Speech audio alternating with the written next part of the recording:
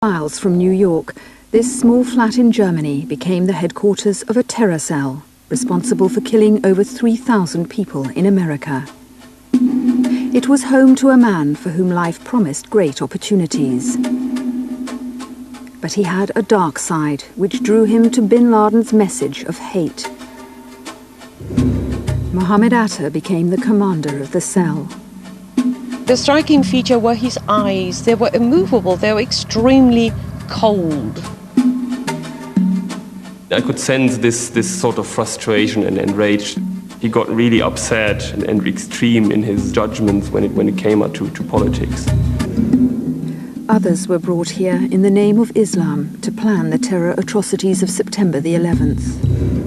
They harmed their religion, their countries, their people so much.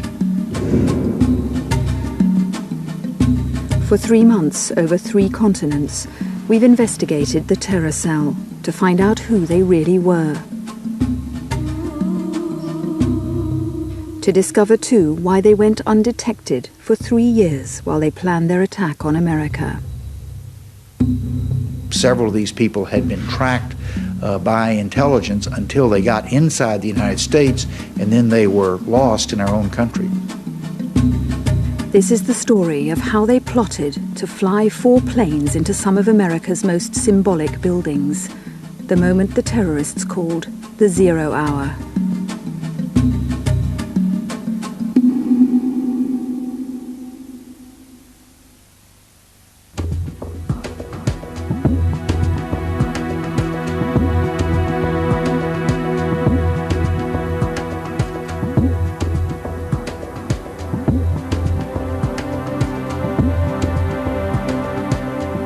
The man who was to fly the first hijacked plane into the North Tower of the World Trade Center arrived in the city of Hamburg in Germany in 1992. Mohammed Atta came from Egypt to study town planning. He enrolled at a technical university in an industrial suburb.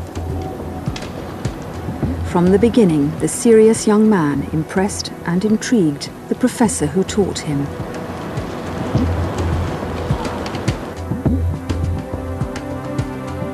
He was not like young students looking, laughing. I was rather interested in his development. He was polite, he was somewhat reserved, he was very intelligent in discussing and argumenting, and the special thing, he was very, very religious. Shortly after his arrival, Mohammed Atta, already a qualified architect, took a part-time job in this design company. He used his family name, El Amir. The new recruit prayed 5 times a day. His devotion raised little comment in the office at the time. Other people will go outside 5 minutes for smoking, and Mohammed had 5 minutes time for praying. Why not? Other students on his course saw Mohammed Atta as a man focused only on his town planning studies. He had no time for pleasure. He was not interested in cars, and I think he was not really interested in girls like Western young men are. He was a serious and calm person, but when he got upset about something, he was becoming passionate. That passion would be recognized and used by Islamic extremists, whose message appealed to another dark side in Atta. The influence may be from others that pressed out the dark part of his being. Atta's religion was his driving principle. It became a force, not for good, but for evil within him. He went to pray, and this gave him force to be what he was, to be 2 people.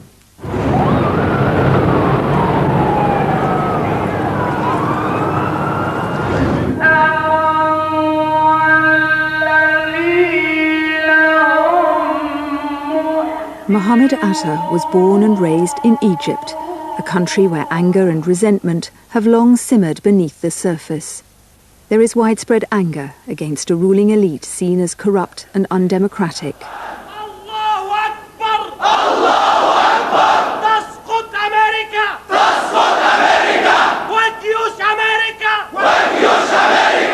Anger, too, against America, which has both supported Egypt's government and proved Israel's strongest ally. This was the environment Mohammed Atta grew up in, the city to which he brought 2 German friends when he returned to Egypt on a study trip in 1995. This was the place where he felt he belonged. He was very much an Egyptian. The German world, the European world, was a strange world for him. Mohammed Atta and his friends from the university were here on an urban aid project to redevelop Cairo's old quarter. The Germans found that Atta held strong political views.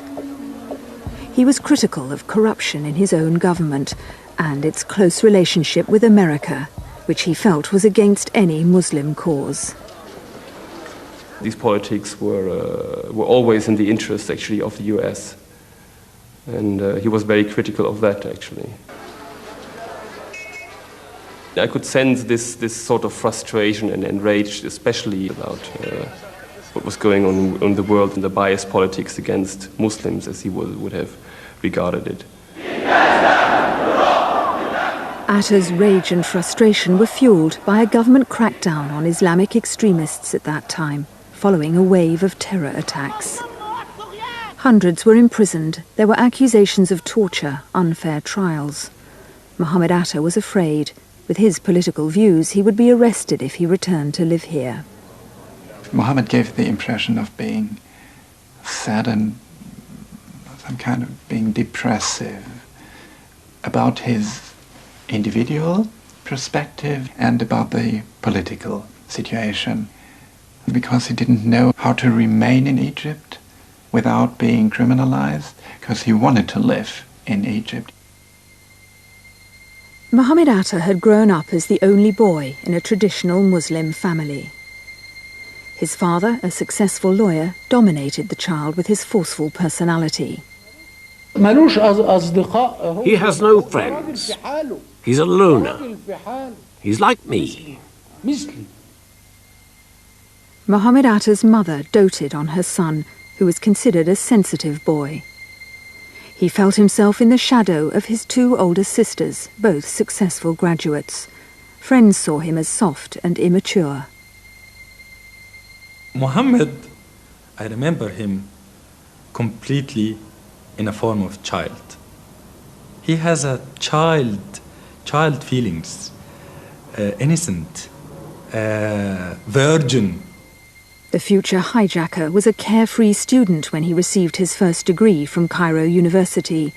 His friends never considered him a natural leader. Really, he is a very delicate person. So I'm going to cry about him. He was a very nice person, really. But Mohammed Atta's father had sympathies with a militant Islamic organization opposed to the government. This was the political background against which his son grew up. The father's views haven't changed to this day. The pulse of the Arab streets say that America is a filthy thug. America is a filthy thug who wants to hit the Islamic nations. The frustrations of Atta's father and millions of Muslims found a voice in the remote mountains of Afghanistan. Osama bin Laden was becoming a real force in 1995. His message, America must withdraw its troops from Saudi Arabia. He'd been a key figure behind an earlier attempt to destroy the World Trade Center. Investigators made an intriguing discovery. A member of his terror group, a pilot, had talked of smashing his plane into the CIA headquarters.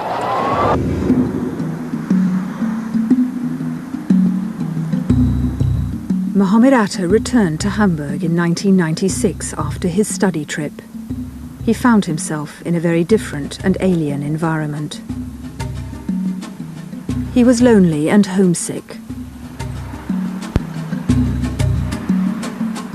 I insisted on him leaving. He didn't want to. The last time he was here, he told his mother that he'd had enough and wanted to stay. I miss you, he said. She told him, Daddy wants you to go, and you mustn't upset him. He's spent a great deal of money on your education, and you must finish it. Atta discovered a refuge in Hamburg, somewhere he could meet like-minded people from a more familiar Islamic world. Somewhere he could express his religious beliefs.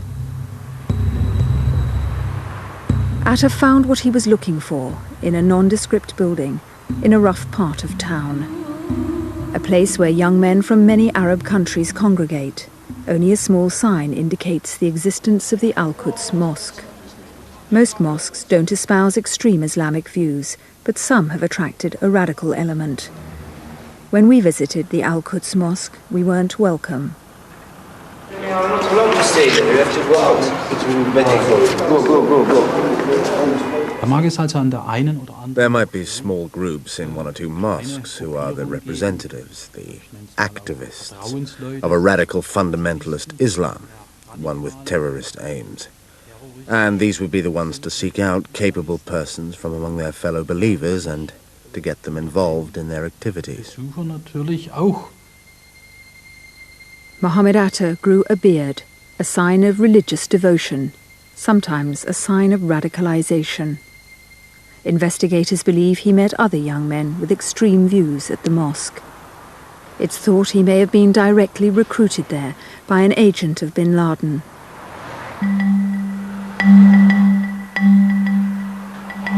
It was now that Atta first gave a sign he was thinking about his own death. He wrote an unusual will, witnessed by some of his friends at the mosque. He urged them not to mourn when he died. I don't want anyone to weep or cry or rip their clothes or slap their face, because that is an ignorant thing to do. No women should attend his funeral. It was a sign of his growing obsession with sexual purity, a mark of the Islamic extremist. And the person who will wash my body near my genitals must wear gloves, so he won't touch my genitals.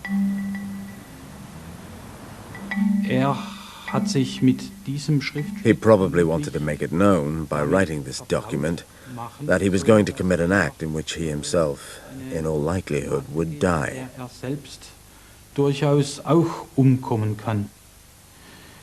It could have been a sort of psychological preparation carried out by a person committing suicide against the background of a mujahid, a warrior following the way of God. The Al-Quds Mosque was the place where Atta spent time with two other young Arab men. They were all members of a terror group in Hamburg. They would all become pilots and crash their planes on September the 11th.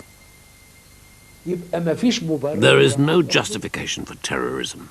How are terrorist groups founded? One person convinces another and another of a valid reason to kill himself, taking away the most precious possession a human being has through a strong belief. He stops thinking about himself.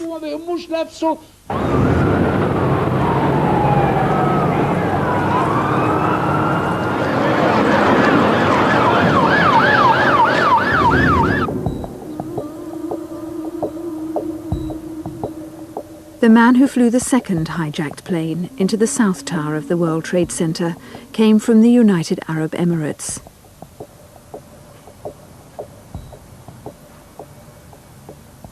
Marwan al-Shehi's family don't want to talk about the 23-year-old who left here to study in Germany. He brought shame on his conservative and religious country.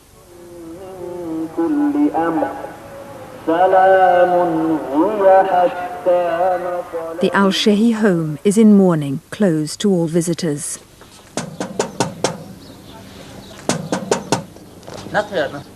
There's nobody here? Close the...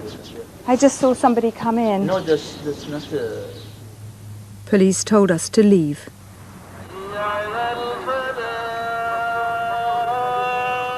But we did find clues here to Marwan al-Shehi's personal journey. The son of a local imam, the boy was close to his father and deeply religious. He went to study in Hamburg on a government scholarship. But when his father died 2 years ago, al-Shehi became increasingly estranged from his family. He was doing his studies in Germany. He was a normal individual till he went to Germany. It seems when he went to Germany, he met these radical fanatics who have a very different understanding of Islam than we do. This is the voice of Ziad Jarrah, who sees the controls of the fourth plane. Captain, I would like to remain seated. We have bomb aboard.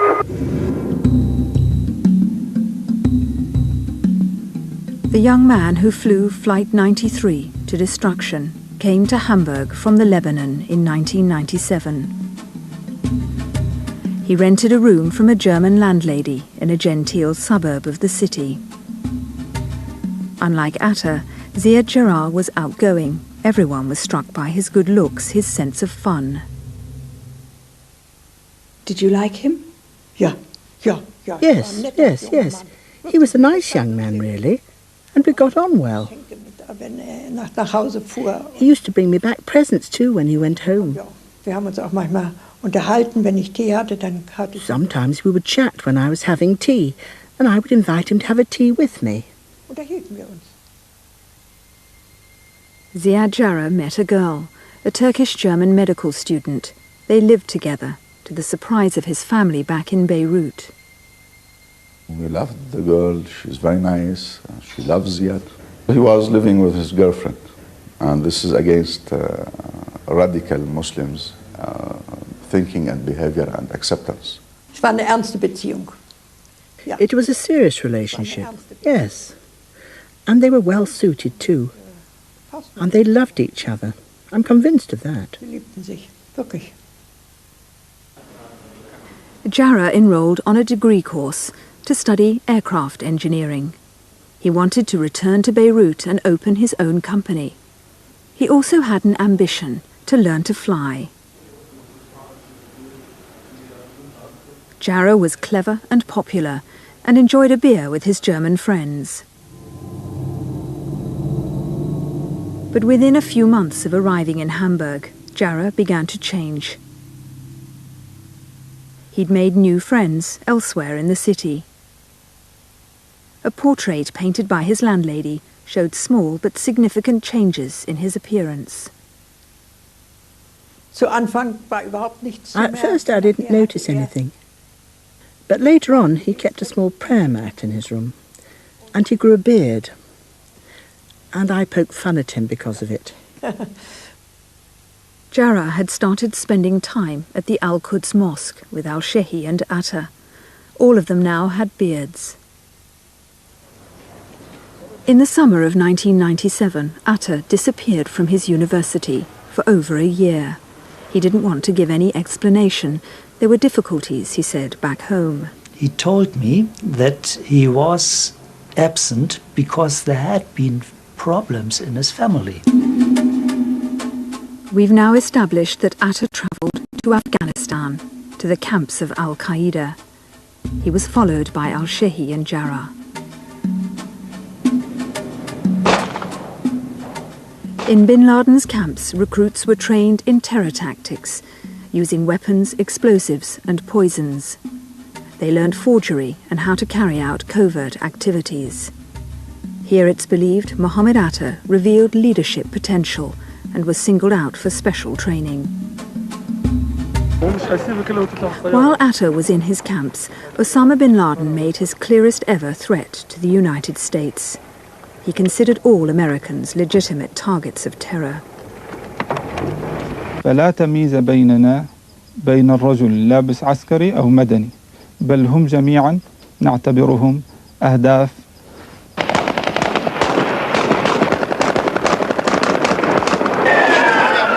In August that year, bin Laden's men bombed the US embassy in Nairobi, killing 200 civilians, most of them African.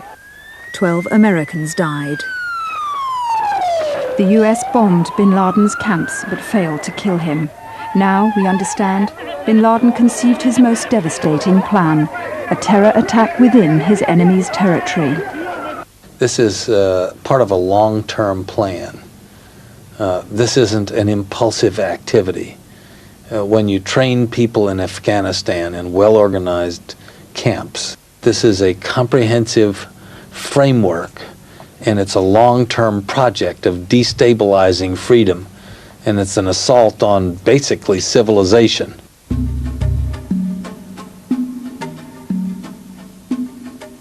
Mohammed Atta reappeared at his Hamburg University in the autumn of 1998. The teaching staff found he was a changed man.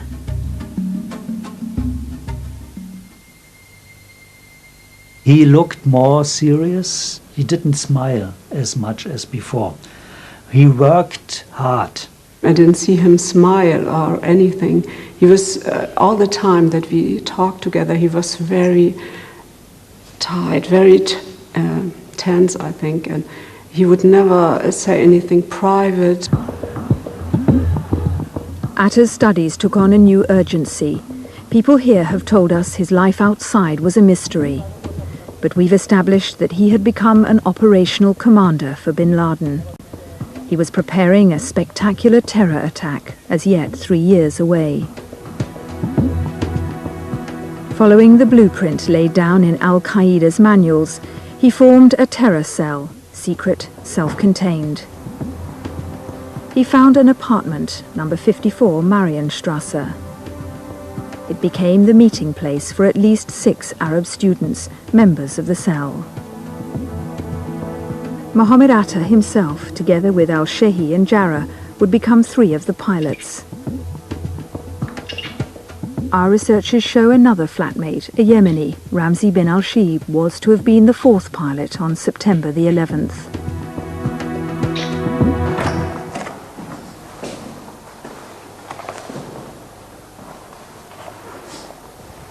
Their German landlord found nothing suspicious about the 3 young Arab students who signed the lease on the flat. They were bearded, but smartly dressed. They seemed respectable. They only made one request, for high-speed phone lines for their 2 computers. So this is the lease that you signed? Yes, the original Hamburger Mietvertrag, the paper. 2 of the 3 men who signed the lease are believed by investigators to have been responsible for the cell's logistical support. Said Bahachi, Mohammed El Amir, That's Ramzi bin al-Shib. Yes, Mohammed El Amir, Atta. Mohammed Atta, using his family name, was the other person to sign the lease. And did they have all the right paperwork, all the right credentials? All the papers are correct. The tragedy that we know is that it was a convenient enough or accommodating enough setting that they could be successful. And as a result of that success, America and freedom-loving people around the world were damaged severely. That winter, there was a missed opportunity to penetrate the cell. In the aftermath of the Nairobi bombing, German intelligence was carrying out surveillance on one of the men who signed the lease on the flat with Atta. He was suspected of links to bin Laden. The activities at the Marienstrasse flat could have yielded valuable clues as to the group's intentions. But the Germans never focused on Mohammed Atta or the others who had become the pilots.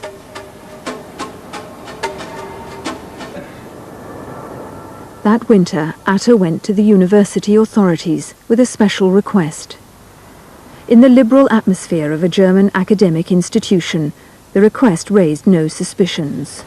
I said, of course, that's usual and it's necessary that you, as a group of foreign students, have a special room for praying. And I said, I will help you. But unknown to the authorities, the room wasn't only used for praying. Atta installed a phone line and a computer, which investigators are now examining. Mohammed Atta's thesis on urban renewal in an ancient Islamic city was completed at the end of 1999. It was given the highest mark. But when the results were announced, the student's behavior towards a woman examiner caused considerable embarrassment. I shook hands and congratulated him, and Of course, my colleague assisting the oral examination wanted to shake hands too and to congratulate. And she was standing there. He wouldn't take her hand. For me, it was a somewhat astounding reaction. It was very embarrassing. Maybe now I should be, I should mark that this could be sign of a deeper changing. On the front of Mohammed Atta's thesis, there was an unusual dedication. What does it say? It says, "Speak, my prayers and my sacrifice and my life and my death belong to Allah, the Lord of the worlds." Quran 6:162. My life and my death belong to Allah. Yes, my life and my death. Mohammed Atta's life in Germany was drawing to a close. A new phase of the plan was due to begin in another country. But there was an obstacle. Stamps in his passport, evidence of trips to Afghanistan. Atta had been back to Bin Laden's camps again that year. Guten Tag, ich bin der elektronische Fotograf. Atta needed a new passport. So did Al-Shehi and Jarrah. They too had been in Bin Laden's camps that year. All three men reported their passports stolen. Why did they claim that? So they can get a visa to the US without them knowing that they've been to Afghanistan and Pakistan. So to start with a clean sheet, as it were. Right.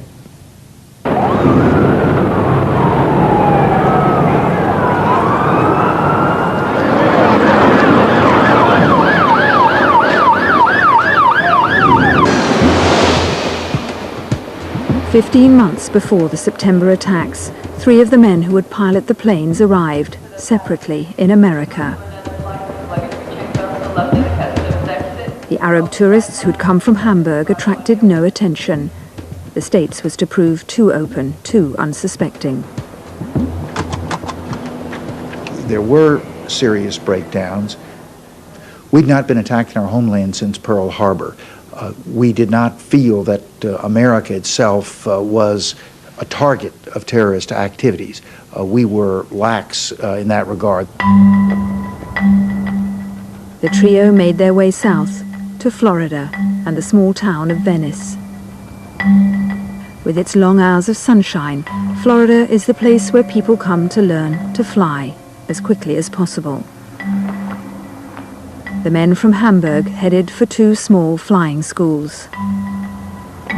Ziad Jarrah checked into the Florida Flight Training Center. On the same small airstrip, just 100 yards up the road, Mohammed Atta and Marwan al-Shehi enrolled at Huffman Aviation.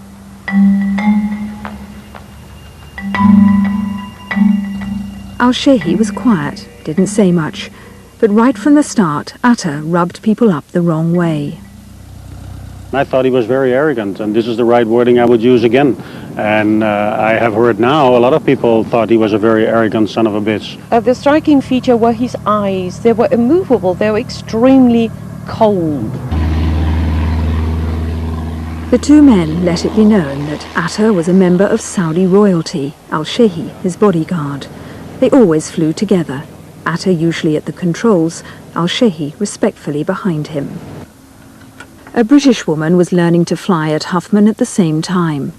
After the September attacks, she rang the FBI, before Atta's name had been made public. She'd always been suspicious that something about him just wasn't right. That is something that struck me just odd, of somebody who seemed to be so in command, and yet approaching this aircraft as though it was a means to an end, rather than a pleasure or enjoyment. And this is why one couldn't help but get suspicious as to why. Why is he here? Why is he doing this?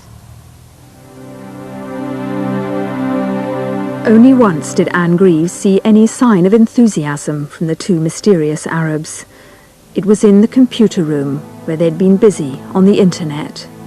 Mohammed Atta and Al-Shehi were hugging each other with joy and almost dancing in the room. It must have been sometime towards the middle end of October. On October the 17th, the USS Cole, an American warship, was attacked by an Al-Qaeda suicide squad.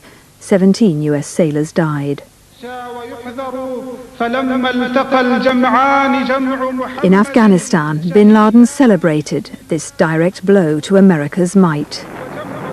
So too did some of his followers in Florida. I mean, I thought this was extraordinary because I thought, wow, there's some life in them then after all, because this I had not seen before.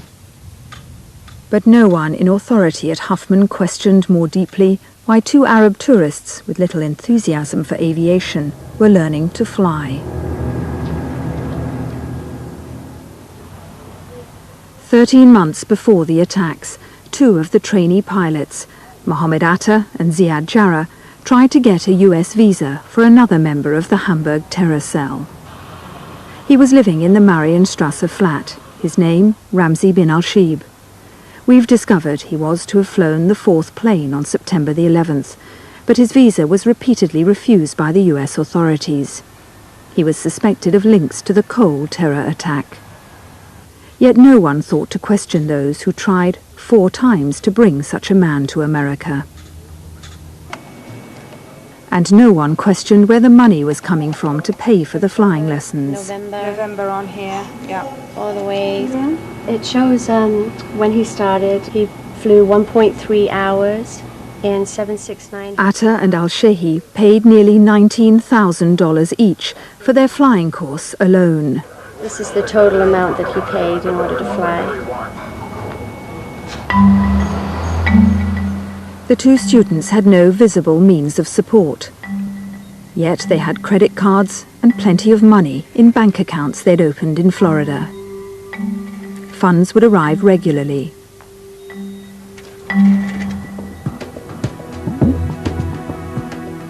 They were coming from Dubai in the Emirates, one of the world's busiest and most anonymous banking centres. Much of the cash was coming through the account of al-Shehi, a citizen of the Emirates. He was to be the pilot of the second plane in the September attacks. There were 4 transfers totaling about $100,000. And with UAE students, it is normal to have a large transfer to buy a car or something. But that's still a lot of money, isn't it? $100,000 for a student. A total of $100,000. Of course, they didn't come at one time. Each transfer was kept deliberately small to avoid triggering alarms in the international banking system. The way the funds were channeled to America through al-Shehi's bank account and to Mohammed Atta via local money changers is just one example of the skillful tradecraft used by the terror organization. Investigators are looking for a Saudi-born banker, Mustafa Ahmed al-Hassawi, suspected of being bin Laden's paymaster. He was traveling extensively in the region at that time. What about the money trail? Shouldn't questions have been raised about some of the transfers? The answer is yes, but let's put this in perspective. The September 11th event is estimated to have cost about $500,000. In a banking system where every day there are trillions of dollars turned over, it is not surprising that that amount of money, particularly over a period of time, could have been lost in the system. But what was surprising, yet still aroused no suspicion, was a trip Atta and al-Shehi made to a jet aircraft simulator. They told the company they wanted to join an airline and needed experience in a large plane. They wanted an exposure to a jet aircraft. They came from flying a small airplane that flew maybe at 100 miles per hour. The aircraft that we were simulating was flying at 300 miles per hour. So it was a faster airplane, requires a little bit faster train of thought. I spent a total of 8 hours with these two individuals, 6 in the simulator and another 2 hours more or less in briefing and debriefing. My feeling is, looking back, of course, is that it was just They were doing a job, they were preparing to perform a job, they needed to prepare for that task, and they were simply doing it. 10 months before the September attacks, Atta and al-Shehi got their private pilot's licenses. Their families didn't know they had gone to America or had learned how to fly.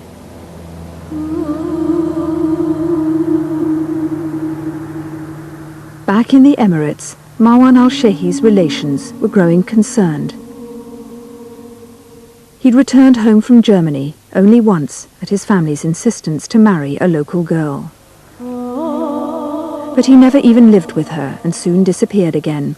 The al-Shehi family asked the government to try and find their son.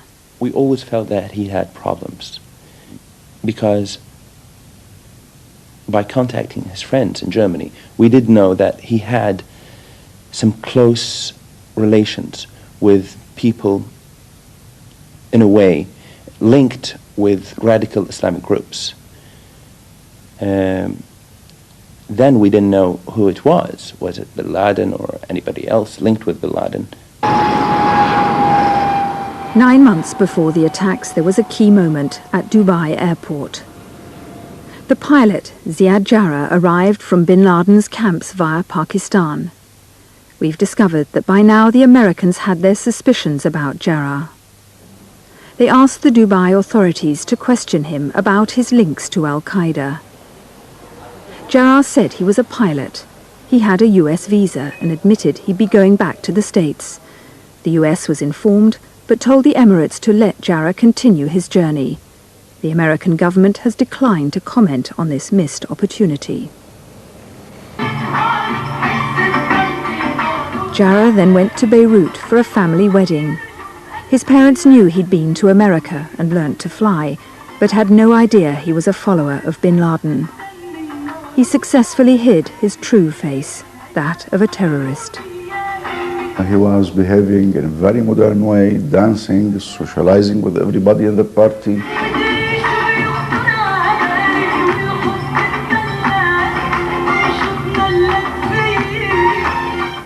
He has a lot of friends, and everything was normal and okay. He doesn't have any sign or signal that you might think about it, that he changed his way of behavior or his thinking even. In the 8 months before the attacks, the operational commander of the terror group made at least 7 trips over and back across the Atlantic. No one knows exactly what Atta was doing in his travels round Europe, in Prague, Madrid, and back in Hamburg. But it is known that bin Laden passes important messages to cell commanders through couriers sent from Afghanistan. 5 months before the attacks, a taxi driver in southern Germany picked up an unusual fare. 3 Arab passengers wanted to go 400 miles in his taxi. He was ordered to take them to Hamburg. The men in the back of the taxi didn't want to speak, but the driver told me that the Arab sitting next to him had started chatting. They passed a road accident where people lay injured, and the man joked that he'd seen plenty of dead bodies in Afghanistan. So I asked him if he'd been a soldier in Afghanistan. He said, yes, he had been. Ich habe gesagt, he was a soldier in Afghanistan. He said he was a soldier in Afghanistan. The taxi driver was told to go to Hamburg railway station, where a friend would be waiting to pay the fare. When the other man approached the taxi, the man sitting next to me jumped out, and they hugged.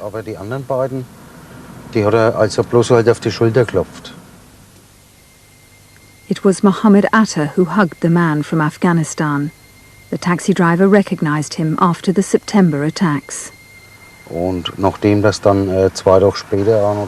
saw Atta's picture on television, and I knew that it had been him who had paid for the taxi here in Hamburg, that he had been the man.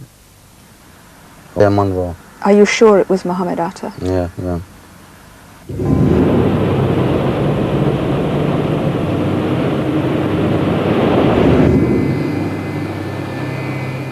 The trips made by Mohammed Atta must have been important, because he was taking big chances. Coming back into Miami on one occasion, he knew his visa had expired, but would the INS, the Immigration Service, check him out? The outdated visa was noticed, and he was singled out for tough questioning. How much time have you spent in the United States? But Atta knew how to work the system. He argued successfully for an extension to his visa. It would allow him to stay until September. The fact that Atta was able to get a visa in the first place and then to abuse it by leaving the country and coming back even though it had expired is an indication of the atrocious way in which our INS operates. 4 months before the September attacks, Atta's hire car was clocking up the miles.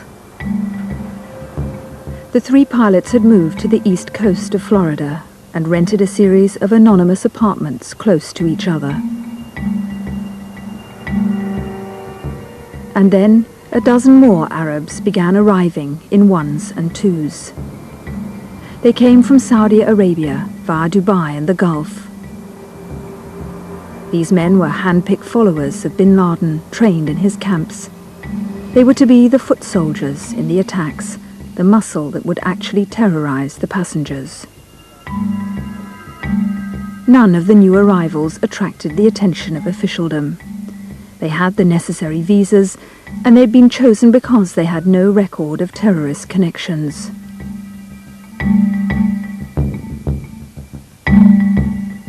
They blended unobtrusively into the ethnic mix of South Florida.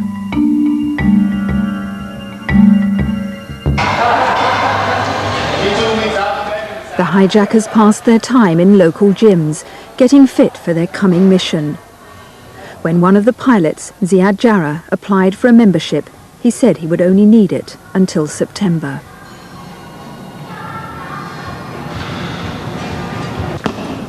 He told the gym's owner, Bert Rodriguez, he wanted lessons in martial arts. But one of the great ways, come straight ahead with a straight knife. It raised no suspicion that a businessman, as Jarrah described himself, wanted to learn self-defense and attack using knives. This one is... Once again, Jarrah proved the perfect deceiver. He gave me an appearance of being a serious, well-educated, which he was, committed, which he was, dedicated, which he was person. Jarrah told Bert Rodriguez he was teaching his newfound skills to his friends. He would return with questions they'd asked about martial arts techniques. He tried to, again, put on an appearance of timidness, but at the same time, I could also see that he had discipline. When I got him up there, he was showing his true self. He was showing his competitive side.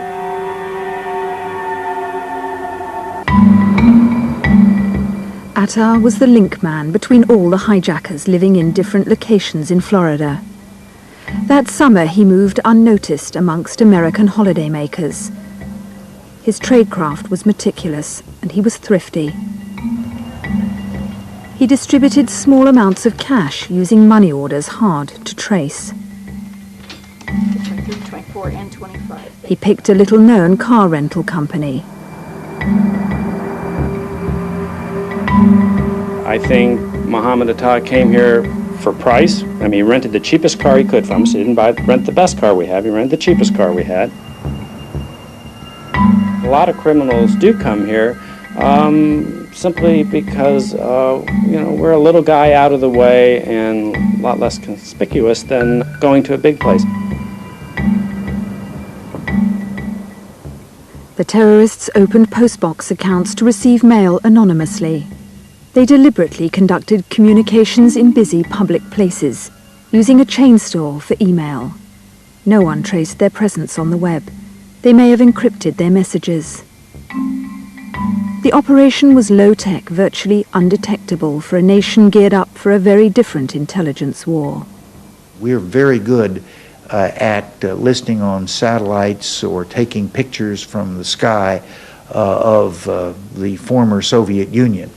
Where we have fallen down is the agility to deal with these much smaller, more flexible, and more violent terrorist groups that are now our enemy. Just weeks before the September attacks, there were threats from bin Laden. He promised a body blow against America. We always had a big problem with the West, convincing them how dangerous these people could be. But you warned them. We did, and they did have a feeling that something was coming, but they didn't know where or when or how.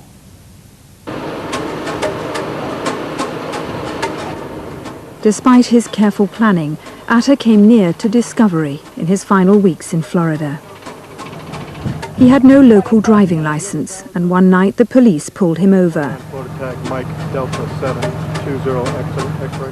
It was an offence, and Atta was booked and given a court date.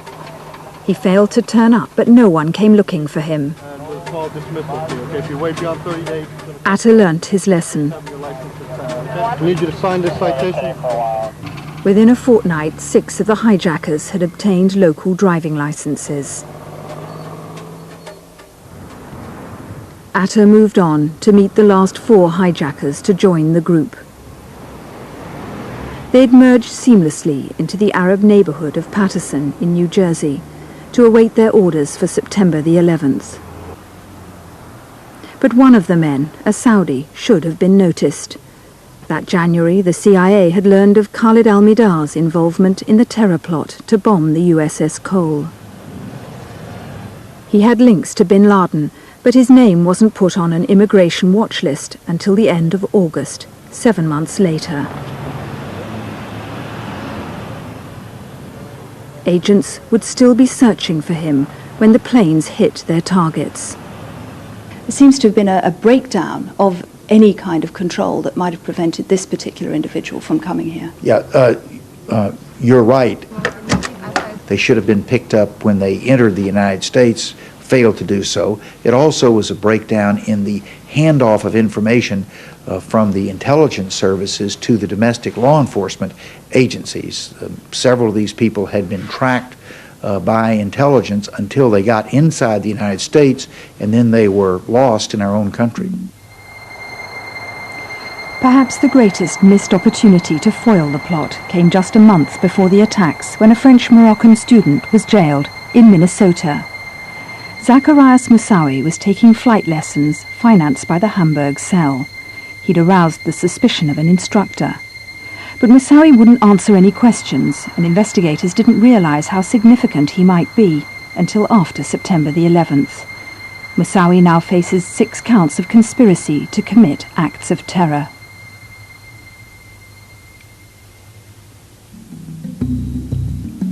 The months before the attack, 19 hijackers were in place. One of them was still undergoing intensive last-minute training in order to pilot the 4th plane. The targets in New York and Washington had been fixed.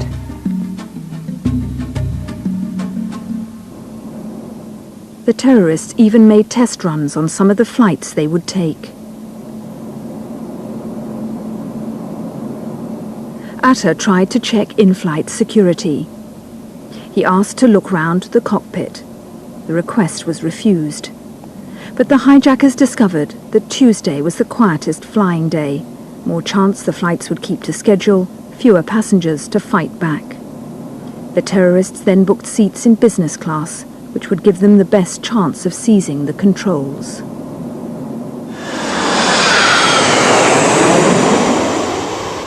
Two days before the attacks, at Boston Airport, Atta was watching planes prepare for departure.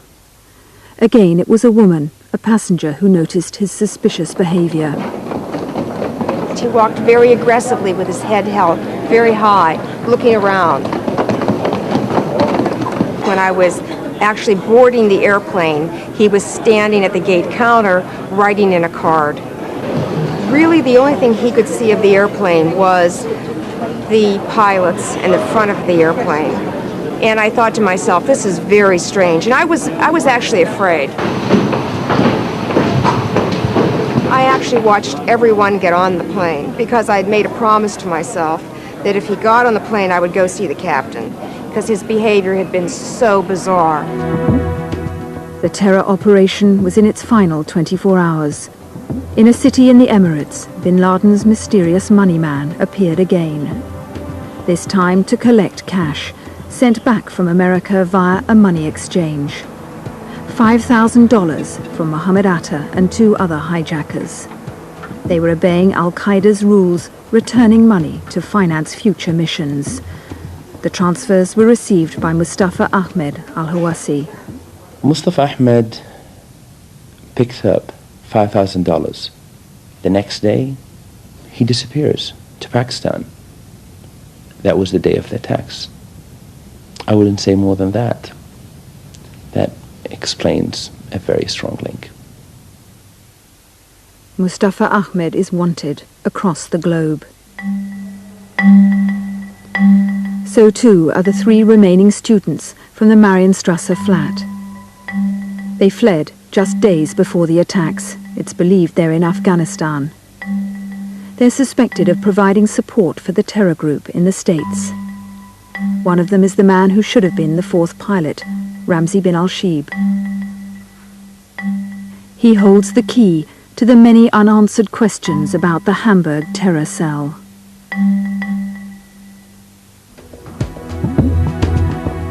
The night before the hijack, Atta and another hijacker headed out of Boston. It seems the plan was for the 19 men to split up to avoid attracting attention before catching their flights. The 2 men checked into the Comfort Inn in Portland, Maine. Their final hours would be spent wandering the city. A document entitled The Last Night would later be found in Atta's luggage, also in a car used by the hijackers and in the wreckage of a plane. It made it clear that death lay ahead. Make an oath to die. Remind yourself that in this night you will face many challenges. Obey God, stand fast. That evening, images of the 2 hijackers were captured by various security cameras. No one knows if all 19 men read Atta's last instructions, or whether it was just the pilots who knew they would die. Atta appeared stern-faced in the background, but his young companion seemed oblivious, even carefree. I can't believe that 19 people were aware that they are going to die, and none of them just disappeared a couple of days before the attacks, or even at least said something about it. In his instructions for the last night, Atta urged the men to make a final checklist of their passports, wills, and knives. It was a chilling reference to their victims.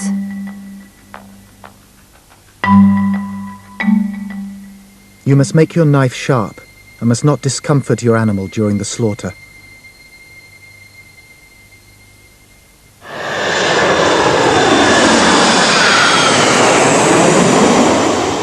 On the morning of September the 11th, Atta and his companion caught a short flight to Boston Airport. These last pictures of the men show no sign of what lay ahead. When the hour of reality, the 0 hour, approaches, open your heart and welcome death for the sake of God.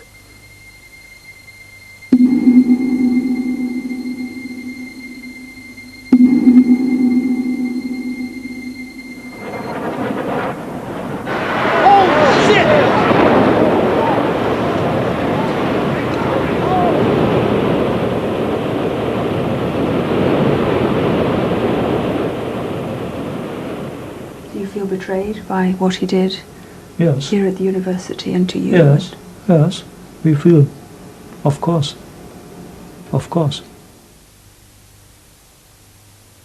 What do you feel? You teached him, you are interested, you supported him. What do you feel when you hear that this is a killer? At Boston Airport that morning, another group of hijackers assembled. Marwan al-Shehi flew the second jet into the South Tower of the World Trade Center. Remember to pray before reaching the target. After that, God willing, we will meet in paradise.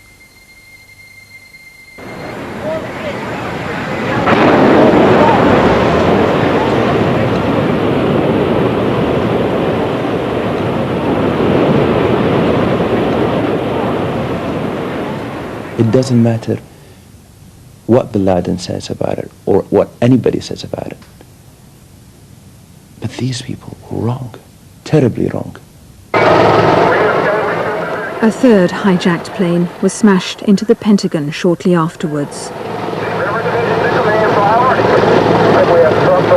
I can't find anything that have affected our religion more than killing those people, thousands of people.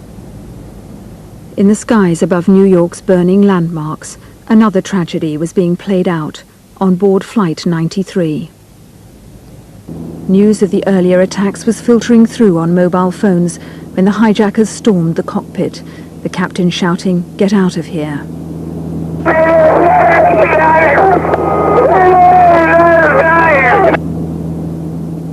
Then air traffic control heard a voice on the intercom. It is presumed to be Ziad Jarrah's. Hi, the captain. I would like to order to remain seated. We have bomb aboard and we are going back to the airport and we have our demand, so please remain quiet. Air traffic control asked other planes in the area if they had heard Jarrah's threat. Executive 956, did you understand that transmission? Affirmative. He said there was a bomb on board. United 93, understand you have a bomb on board. Go ahead. They called Flight 93 22 times, in vain.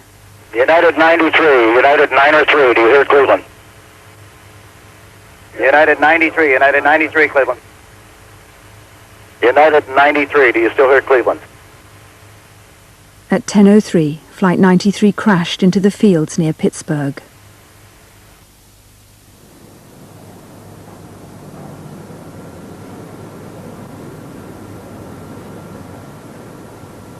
Not since the height of the Cold War had most of us felt so vulnerable.